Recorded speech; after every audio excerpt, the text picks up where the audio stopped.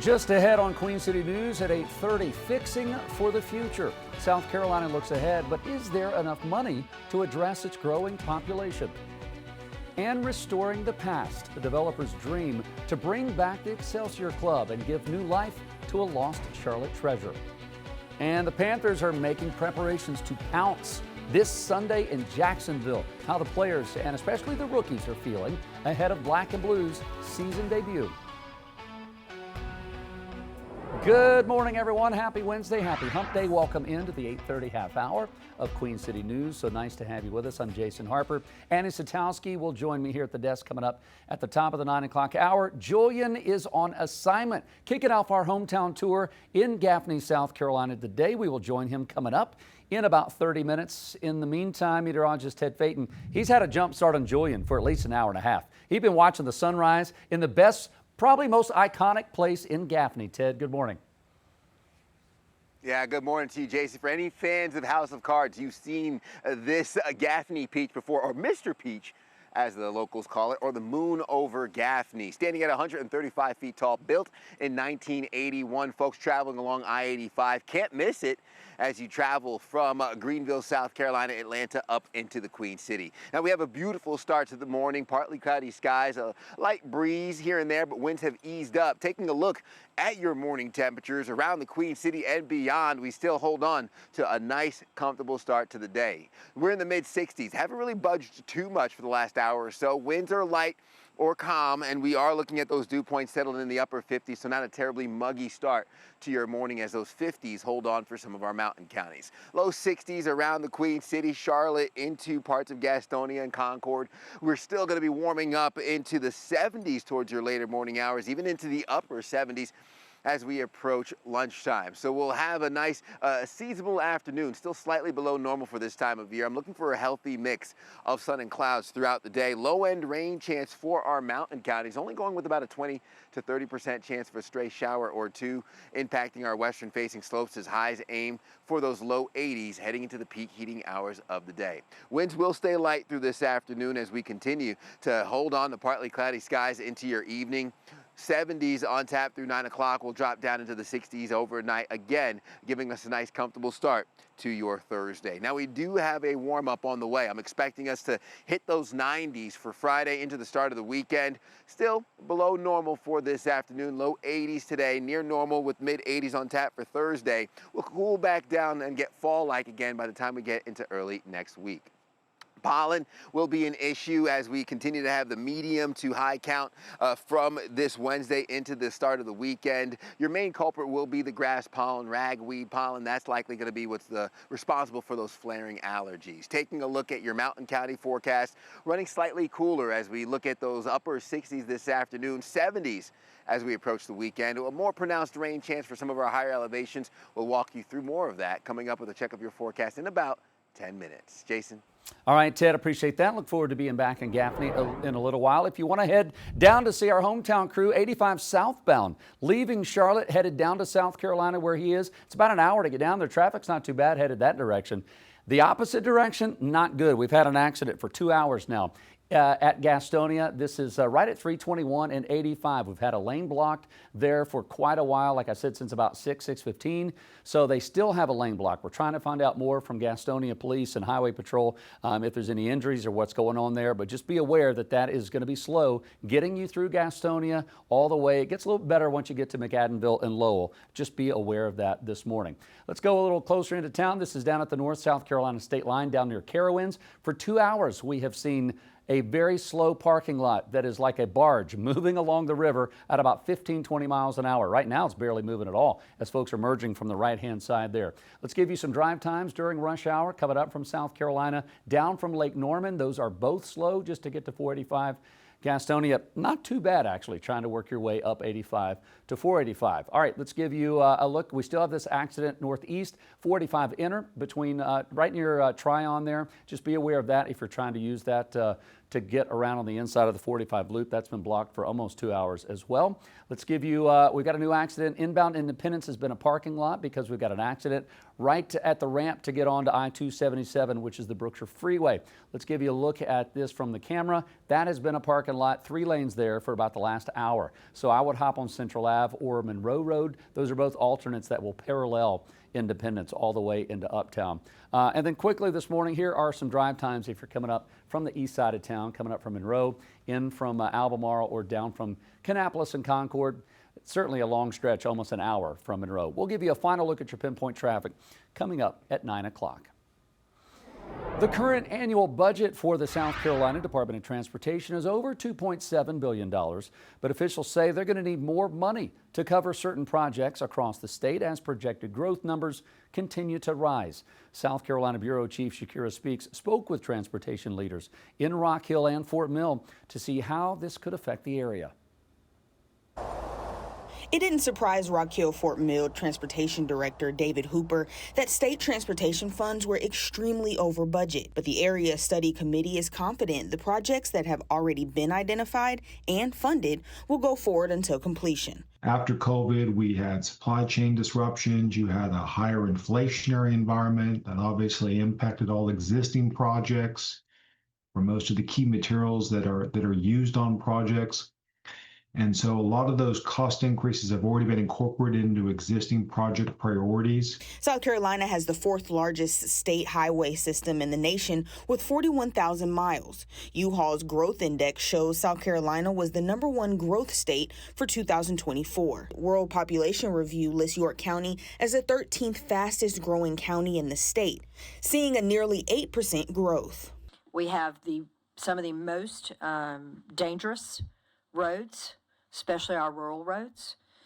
We are seeing congestion that we have never seen before. Trying to connect the dots and saying if we continue to see the kind of growth we've experienced over the last few decades, we need to make sure that we adjust our funding parameter, our vision, how we look at things, and make sure we've got things in balance. And the projects won't be outdated by the time projected growth numbers hit. Hooper says there are a number of projects already nearing completion, like the Celanese Cherry Road I-77 interchange reconfiguration, and they're looking to widen the 521 corridor. And we certainly want to make sure that we adjust what we're doing in 521 in South Carolina so that we've got broad operational compatibility. Reporting in South Carolina, Shakira Speaks, Queen City News. A local soldier and hero is laid to rest. Army Sergeant Michael Verado's funeral happened yesterday morning in Weddington. He was a paratrooper with the Army's 82nd Airborne Division and was hurt in combat back in 2010 in Afghanistan. After multiple surgeries and therapies, Sergeant Verado died from his injuries last week. His funeral was held with many military members from all over the country in attendance. Senator Tom Tillis was there and paid homage to Sergeant Verado. I developed a deep admiration for a man who could have easily been consumed by what for many of us would have been insurmountable challenges. Verado leaves behind his wife and 3 daughters. Queen City News is your local election headquarters. Now early voting locations are open for mayor and Charlotte City Council seats. They are up for the primary election, which is next Tuesday, September 9th. Early voting has been slow in Mecklenburg County, which is why there are new locations opening. Early voting ends this coming Saturday. If you would like a breakdown of all the races and the early voting locations, just go to our website, qcnews.com. What was once one of the center of black social life here in the city of Charlotte could be on its way back. The Excelsior Club closed nearly a decade ago, but a new developer says he is ready to bring it back to life. Queen City News reporter Jen Cardone has a first look at those plans. This will be my legacy project. Sean Kennedy is one of the masterminds behind the latest plan to fix up the once thriving Excelsior Club. There's 2 days in a man's life that are most important: the day you're born and the day you learn what you're born for. In the 50s, the club served as a center of black life in Charlotte. The new plan would demolish the current building and get a historically accurate replication of the former club while adding an outdoor rooftop to take advantage of Queen City's skyline. The building closed nearly a decade ago. Officials say that it's been neglected, has holes in the roof, and is structurally unsafe. The building is in disrepair. It's an eyesore for the community. Malcolm Graham oversees this district. He says this would fill a void in this corridor for opportunity. I think we found the right developer at the right time for the right situation for this. And so I'm cautiously optimistic that if we move quickly, others will follow our lead. Kennedy says a living museum and restaurant would honor its history and offer a second chance place for people to work. So we will be preserving the history of it. We will be telling the story of it for generations to come. One day to be a center of black life again in the city. Jen Cardone, Queen City News. Developers anticipate the project to cost around $7.8 million, and they hope to begin construction in 2028. The developers are also requesting the city of Charlotte and Mecklenburg County to kick in approximately $3 million of those dollars. Coach Bill Belichick's first game as the UNC Tar Heels head coach ended without much fanfare. The team lost, unfortunately, to TCU on Monday, 48-14. Now, UNC Charlotte is preparing to face the team when they travel to the Queen City this weekend. But the Tim Albin error with Charlotte didn't get off to a great start either after mustering just 11 points at a 23-point loss in Week 1 to App State. Now Jerry Richardson Stadium is going to play host to arguably the program's biggest game on campus. Carolina Sports Live's Joey Ellis found that Albin's worried less about the circumstances and more about seeing some team improvement. Been here since December.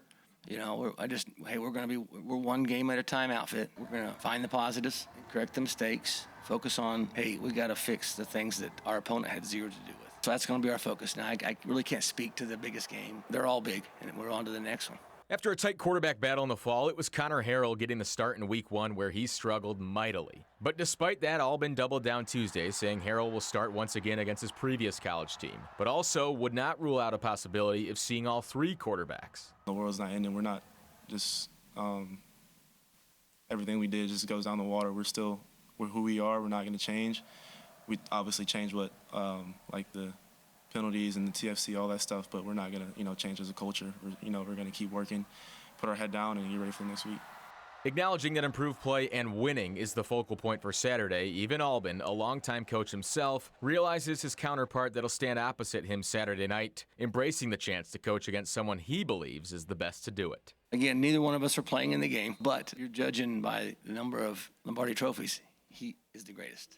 End of story. Obviously, his record speaks for itself. I mean, he's a Bill Parcells guy, and I'm a huge Bill Parcells fan growing up. He's got some of the best one-liners out there back in the day, and he was on his coaching tree. So it'll be interesting just to watch it unfold. Well, I'm going to shake his hand and wish him luck. Well, listen, we can't talk football, right, without mentioning the Carolina Panthers. We're getting an insight on newly drafted wide receiver Teteroa McMillan, T-Mac, ahead of the season opener. Sunday will also be our first time seeing the Panthers' first-round pick in a regular season game. The 8th overall pick out of Arizona made steady improvement throughout the preseason as he looks to be a true #1 option for our Carolina offense. Even with the lofty expectations for him heading into year one, T-Mac tells us he isn't feeling those rookie first-game jitters ahead of Sunday. I think it's too early to tell. I'm not really feeling anything yet. Probably when we get closer to the game, I may feel a little nervous, but man, just enjoying the moment, just having fun. It's the same game I've been playing my whole life, so not trying to get too high, too low. Not trying to make the moment bigger than it really is, but just staying in the moment, being blessed, being grateful for every opportunity. We're not always gonna be perfect. You always can fine tune some stuff, but I feel like we're as ready as we can be right now. So we're just gonna take that confidence, take that chemistry into week 1, and we'll go from there. I mean, he sounds calm, cool, and collected, doesn't he? Well, the wait is almost over. We're not just talking about game day this coming Sunday. Black and Blue Kickoff Live returns. We are going to be live down in Jacksonville as we get you ready for the best Panthers pregame show in all of the Carolinas. We've got the man himself in an exclusive one-on-one interview. Yeah, Bryce Young is on the show and he's answering every pressing question that is on our minds. BBKL is back this Sunday morning at 10 a.m. As we go to break, we are kicking off our hometown fall tour in Gaffney, South Carolina. You are looking at a beautiful drone shot from our drone pilot, Jack Anderson, looking at Limestone University. How has that changed the city now that it's not open? We'll join Julian and the rest of the crew coming up.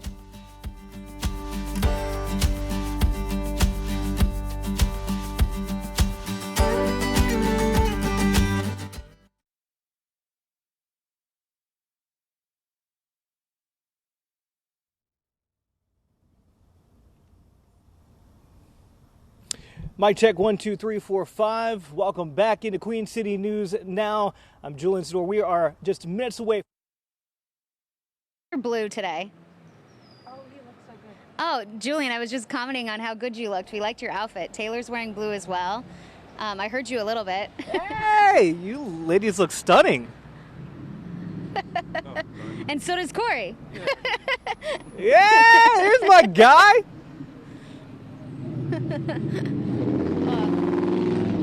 This is why we switched to the stick mic because of all the big trucks.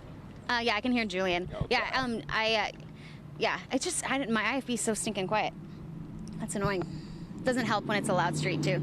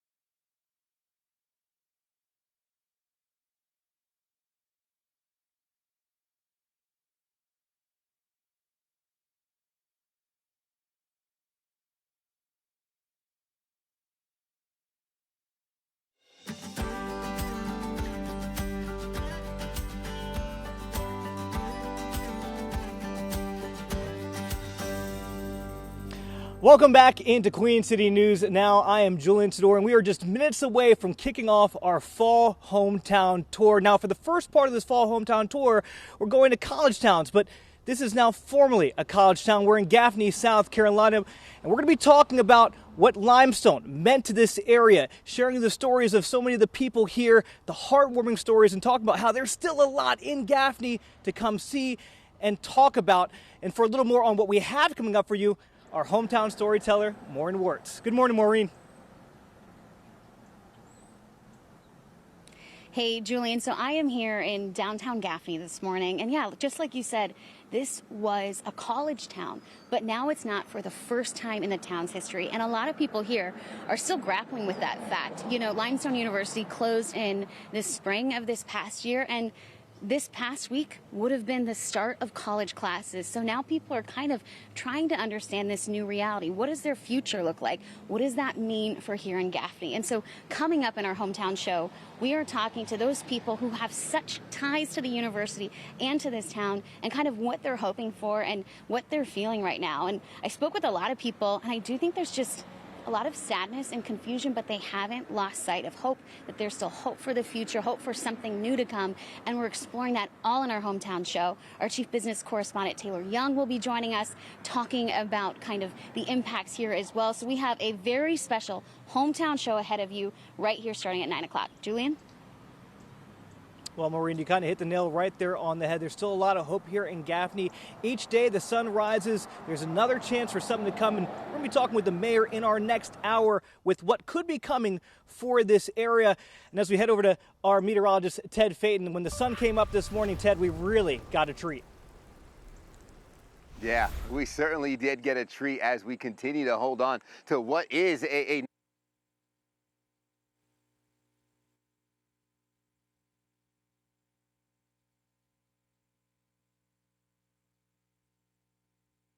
mid 60s. Again, winds are calm as we continue to get your morning started, and taking a look at what we have, those upper 50s, mid to upper 50s in our mountain counties.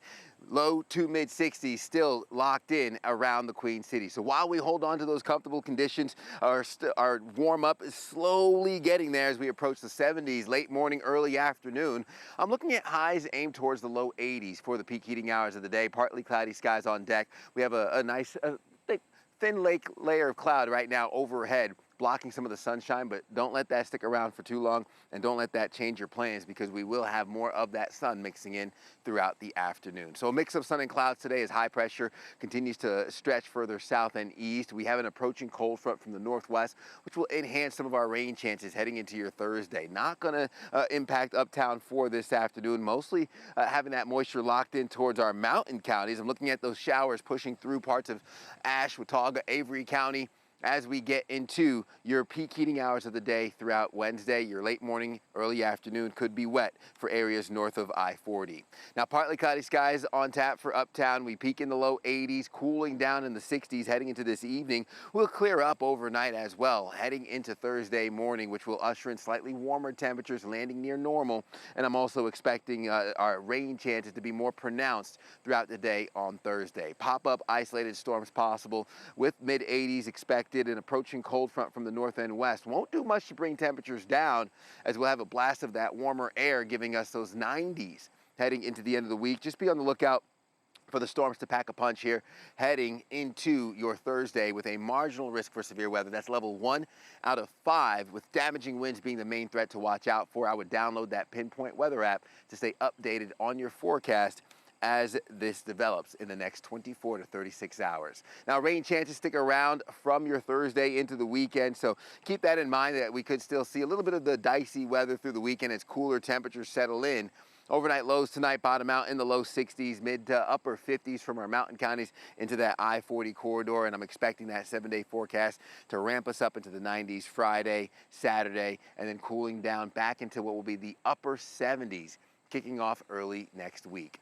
You're watching Queen City News Now, the most honored and the most local news in Charlotte. We'll be right back.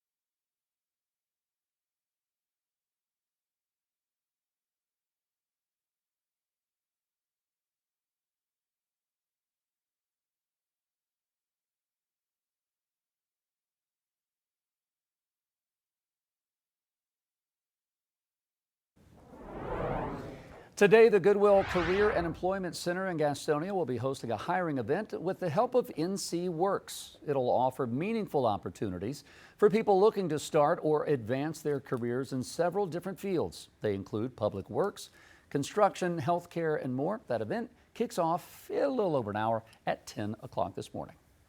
Well, we're only 3 days into September, and leaders in Anderson County, South Carolina, have Halloween on their minds, and they're asking for help. Library workers in the county are asking for costume donations for their pop-up shop. This will be the third year that the library has hosted this shop to make Halloween purchases easier for families.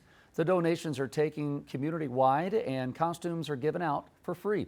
Library officials say that this helps kids and parents enjoy Halloween without the stress. Everybody can relate to this struggle, and everybody can relate to that last minute. I forgot Halloween was in a day and we have nothing to wear, so this is a great option for that as well. The Anderson County Library is accepting donations right now. Shopping for costumes is set to start on October 6th. We are so excited to kick off our hometown fall tour today in Gaffney. This is the sunrise about an hour, almost 2 hours ago. Beautiful drone shot, the famous Peach Oid there in Gaffney. Can't wait to share the stories coming up from our hometown crew after this.